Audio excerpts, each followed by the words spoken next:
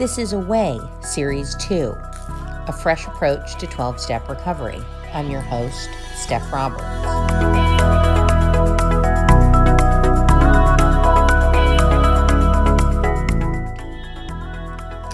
This is a bonus episode. And that is my dog crunching her codskin in the back.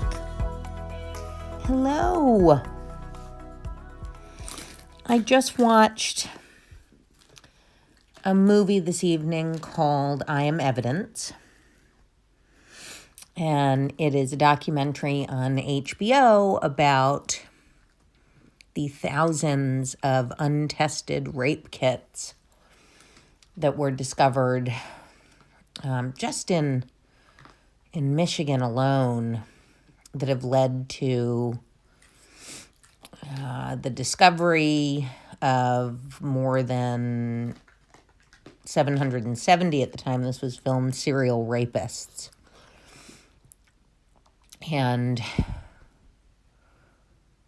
most rapists don't rape once. Most rapists are serial rapists. For those of us who are victims, a lot of what's in this movie will not be a surprise to you.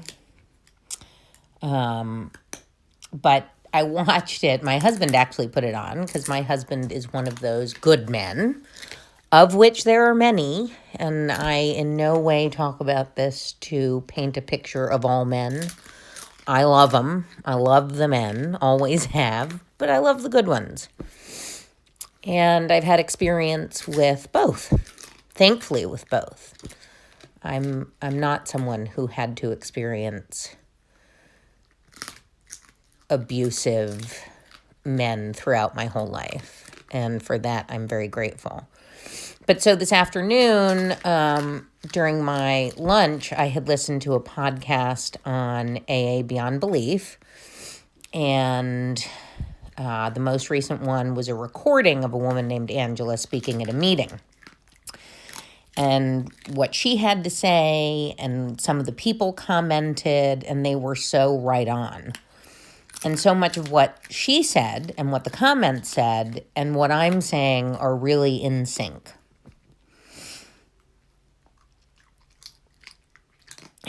We are at this moment in American history, that is. What is it? I mean, it's full of a lot of garbage. Yes, a lot of stupid, loud people being stupid and loud. But it's also full of really smart people taking hold of freedoms and dignities they have been denied for too long.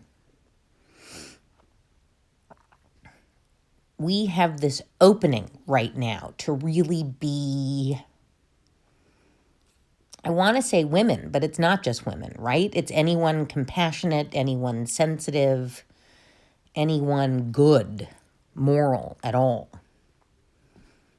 We have this moment, all of us, to be unashamed of being a victim, unashamed of our trauma. And I feel like it's the obligation of those of us who can give voice to these things to do so. Not every victim has the choice to say anything, to say stop, to say no more. Not all of us came forward. So if those of us who have the freedom to say it out loud do so, maybe we can help others to feel less alone, at least. Maybe even feel better. Maybe we can help them to find strength, embolden them in some small or some huge way. So I guess before we head into the next episode, I just wanted to say #MeToo. I've got a few Me Toos. None are of the subtle variety. In fact, because of them, The subtle variety doesn't really register for me. And I'm not saying it's okay for anyone to pinch your ass at work or tell you to lose weight or whatever. But let me also be clear that, in my opinion, not all victimization is the same. To each of us, when we are victims, I think it feels enormous, no matter what, of course. That's your only frame of reference. I'm also going to say, and this may piss you off, that you don't know until you know. Rape and lewd jokes at the office are just not the same thing. Both are humiliating. Both are dehumanizing. But they are not the same. I actually want to hold off until we get to the steps, specifically steps 4 and 5, to share the worst of my experience, because it is so important that you understand that no matter what,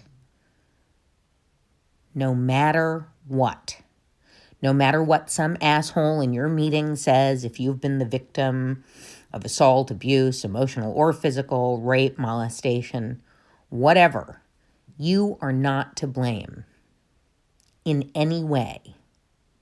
Never, ever. Whatever the case, you were a kid, you said no, you couldn't say no, but you tried. Fear overtook you, you were gaslit, whatever. You were the victim and you bear no responsibility. And then in AA, when you read the book, it looks tricky. You may get the impression that you're meant to examine something like rape from all sides and see what you did wrong. This is what's wrong with rape culture here and now.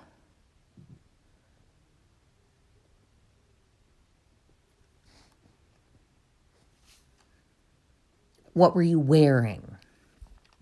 Were you drunk? Were you high? Did you stay at the bar too late? I'm not going to lie.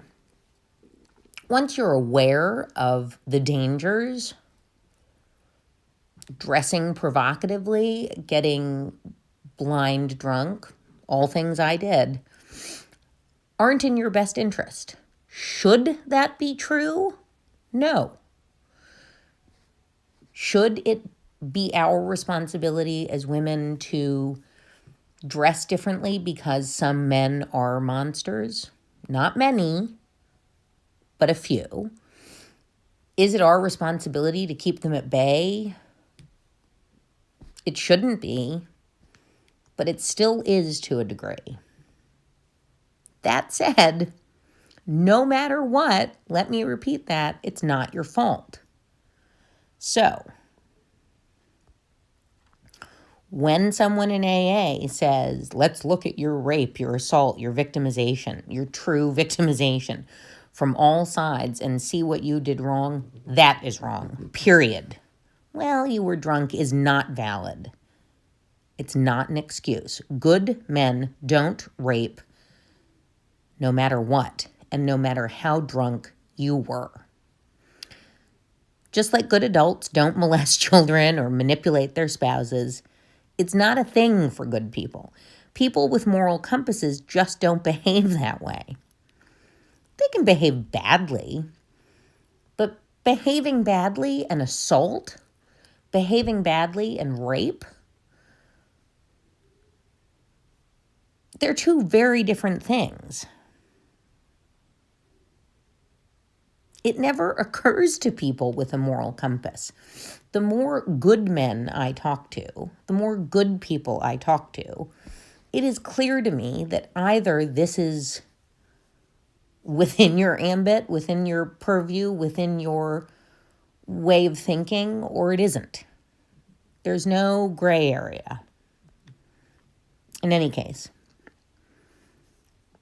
this isn't only for women, but I have to speak only from my own experience. No victim is ever to blame. I am not to blame. In one instance, I was a child. In another, I was very, very drunk. Another, I was tipsy and then roofied, I think. And the last was a bad relationship that I chose to enter into and ultimately chose to leave, but got very caught up in. And to this day, I blame myself.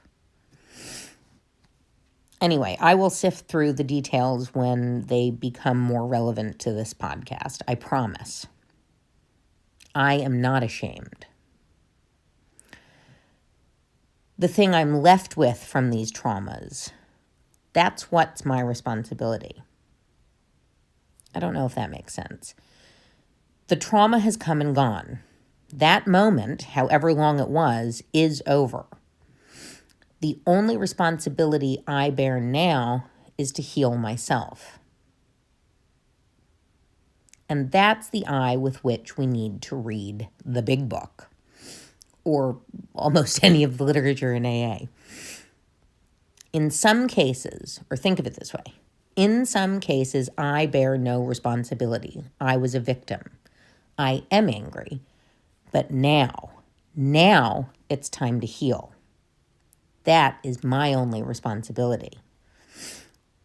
Without healing, I can't be my best self. And if I'm not my best self, I can't help others to heal. This is the opposite of the vicious cycle. Any vicious cycle. This is a cycle of love.